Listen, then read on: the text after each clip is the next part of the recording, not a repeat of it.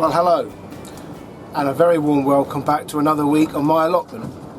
And as always, everything is dominated by the weather. If you're in the UK, you'll be very aware of this. If you're not, we have a storm blowing through at the moment. I'm not going to bother with the name because I think that's all a load of nonsense. You can probably hear it. The thing about this storm is two things. We in Chepstow here, we tend to avoid all the worst of the weather.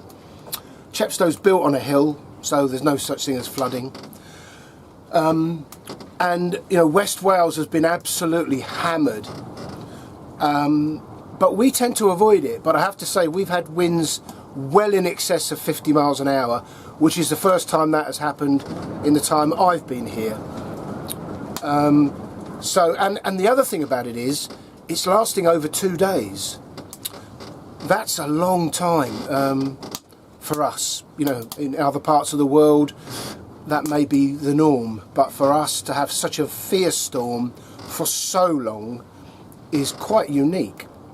Anyway, so far so good. There's a few things blowing around the site, which is fairly normal because most of these people don't come up here. My plot seems to have survived fairly well intact. None of the compost bin lids have flown away. Of course, I came up before the storm and battened everything down. I'm always a bit concerned about these sheds because they're very square and they are very exposed. Anyway, it all seems to be okay, and the storm will finally abate this evening. But of course, if you've read the thumbnail to this video, you will have seen I have a fairly big announcement. It's not big for anybody else, it's just me and my immediate family. We have sold our house.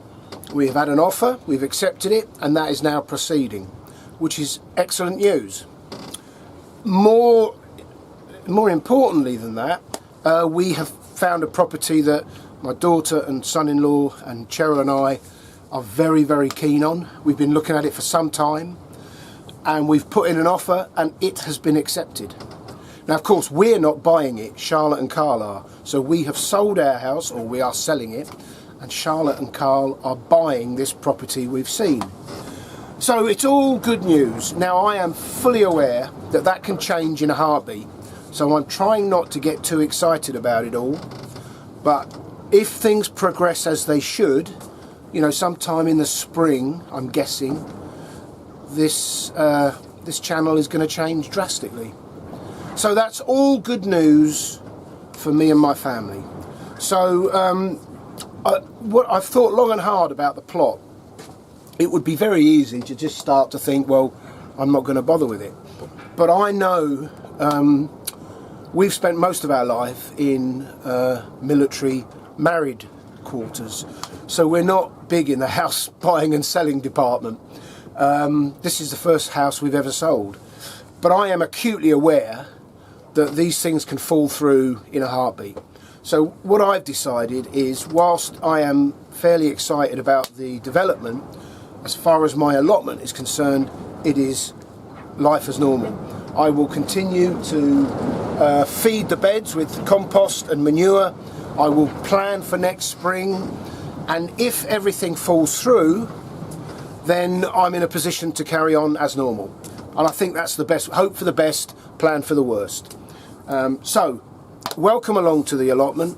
What am I doing today? Well, mostly I'm going to sit in front of that fire with a brew. But I am going to do a few jobs. I need to get my chipper loaded in the van, because tomorrow, when the wind has died down, I've got some work to do. I think I'll start with these raised beds. And what I do with the raised beds is I dig out the topsoil, I put manure in to bring the level right up to the top, then I put the topsoil back on so it's ready for the spring, for the courgettes or anything else I want to grow in them. I think that's, if I manage that today, I'll be doing well. It is freezing. The temperature, 7 degrees centigrade on the thermometer, but the wind is about 50 miles an hour, gusting. So that brings the wind chill right down around freezing. if not below. So it is quite cold up here today, so I shall do a little bit of out there and then a little bit of in here. If anybody's interested, what I plan to do with the channel, if our ambitions come to fruition in the new year, is shut this channel down and start a new one with the new family. And we will be what we're going to try and achieve is a mirror image of what Charles Dowding has at his market garden in Somerset. You may know we went to visit in, was it September, October, and it was beautiful, a beautiful garden, but very productive, as you'd expect. So that's the sort of thing we want to create. And it's just the garden we're going to is an acre, and it's just grass. There's nothing. There's a few, pardon me, there's a few fruit trees, but other than that, it's just grass. So it'll be very exciting for us to create a productive, beautiful garden from nothing, and you'll be very welcome along, and we'll create a new channel about what we're going to create as a small holding, effectively. So that's for the future, but right now I'm going to go back in there and have a brew. Thanks to those who advised me to keep this wood. Wise advice, and I've decided to take it. So I'm keeping all this timber for the new property, and it was tarped to keep the rain off, but as you can see oh, that's going to knock me over. The tarp didn't last a couple of days. Thankfully the forecast for the next few days is fairly dry, so I'll put that back on when the wind has abated. I overestimated the amount of beetroot we use. I've got 3 beds of beetroot, this was one of them, so I decided in the week to get rid of the beetroot, put it on the compost heap, chop it up, and then I've raked over this bed. And as I mentioned in the previous video, I've re-established that irrigation ditch. So that's another bed tidied up. It hasn't been top dressed, probably won't be, but things are looking fairly tidy at the moment. The storm was at its worst yesterday, and we, like many in the local area, stayed indoors. So I didn't come up here, and when I got up here this morning I was really surprised, pleasantly, to see that the cardboard had stayed in place. I think it's because it's so water sodden, and those bits of wood, they've just managed to make it stick.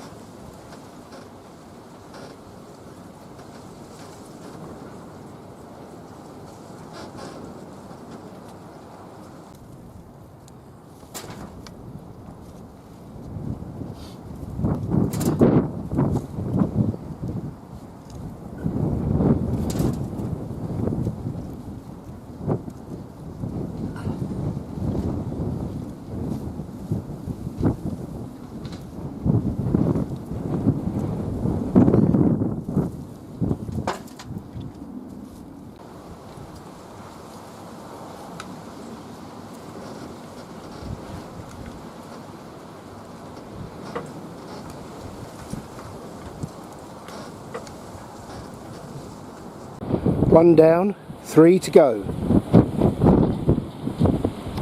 Well, I think one thing that will remain when I change the channel is filling you full of useless information. So let's carry on the theme. Margaret Thatcher was offered passport number 007, but she turned it down. Brendan O'Carroll, star of Mrs. Brown's Boys, was once Mrs. Thatcher's butler. I never knew that. In the 19th century, a 5'6" footman cost £20 a year, while a full 6-footer would set you back £40 a year. Isn't that remarkable? The height of a man determined his salary. When they reach a height of 100 metres, trees stop growing leaves.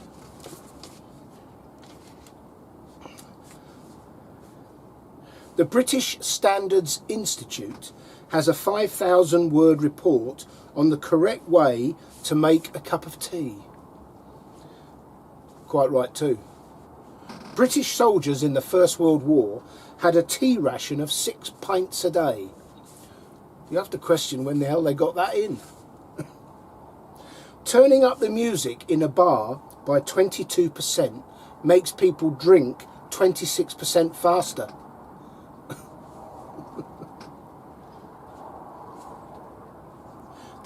This is remarkable.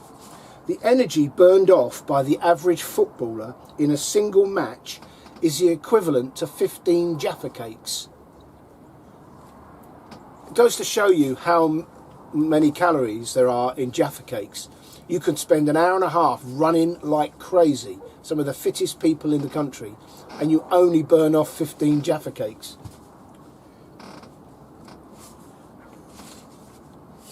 Boys' GCSE results dip by almost half a grade in World Cup and European Championship years. Wow. I don't ever remember watching them when I was a kid. I was too busy playing. That's why I didn't get very good GCSE results. 60% of Premier League footballers go bankrupt within 5 years of retirement. They're not the brightest bunch, are they? Somebody in the UK is declared bankrupt every 50 seconds. Hewlett-Packard printer ink is 20 times more expensive than 2003 vintage Dom Perignon champagne. I can believe it.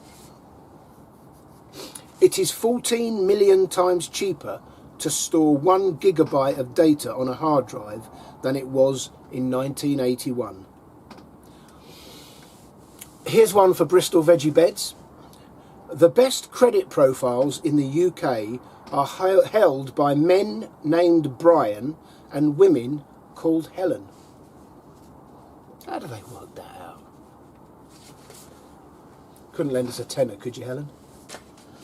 Julius Caesar had 2 sisters, both called Julia. Carl and Jenny Marx named all 4 of their daughters Jenny.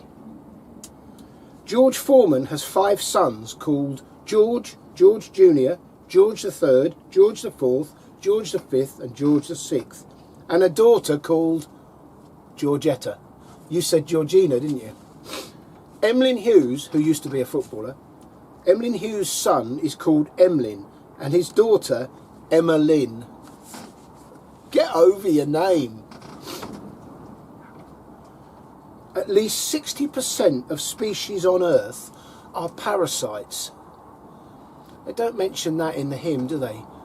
All creatures great and small, the good Lord made them all those parasites. There are 10 times more bacterial cells in your body than human ones. The average human belly button contains 67 different species of bacteria. Do you know what's really interesting? When I was a young, a boy and a young man, I was always picking fluff out my belly button. I never get fluff in my belly button now. Why is that? Is that too much information? This is fascinating. Michelangelo was called a heretic for giving Adam a belly button on the Sistine Chapel ceiling. And I suppose that's because he was supposed to have been the first man made by God, so he didn't have an umbilical cord. Oh, such a heretic. Anyway, I thought they were quite a good bunch. Right, it's no good, I've got to get out there.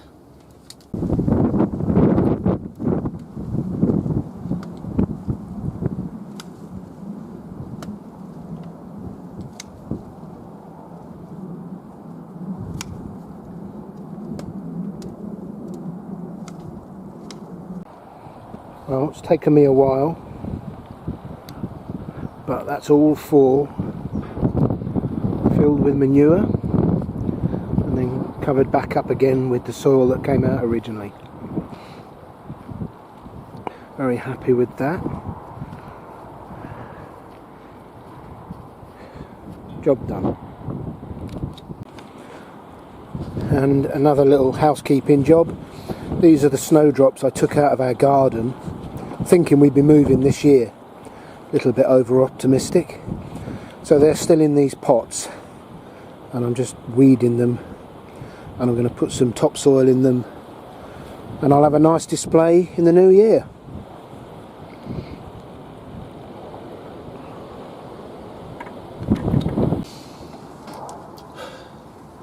Well, I knew with the weather the way it has been, I wasn't going to get a great deal done today. It was really primarily about coming up and seeing if there was any damage. Thankfully, touch wood, there was none. The storm is due to die down early to mid-evening tonight. So let's hope the worst of it's behind us. I hope your gardens and allotments have survived intact. Regarding our ambitions, I don't see this channel changing much between now and the spring. Life will carry on as normal. These things take a long time. There's a lot can go wrong between now and then, but we shall stay positive, hope for the best, and 2025 may be the year it all changes. We shall see. Anyway, I only did a few little jobs here. I've done those raised beds, but it was nice to be up here nevertheless. Bridget and John, her husband, came over for a little chat. I updated them on our progress because they've always been interested. So it was nice to see somebody else. We're babysitting next weekend, so I won't be around. So I shall see you probably in a couple of weeks, just before Christmas itself. So enjoy the silly season, and I'll see you when I can. Until then, look after yourselves, take care, bye for now.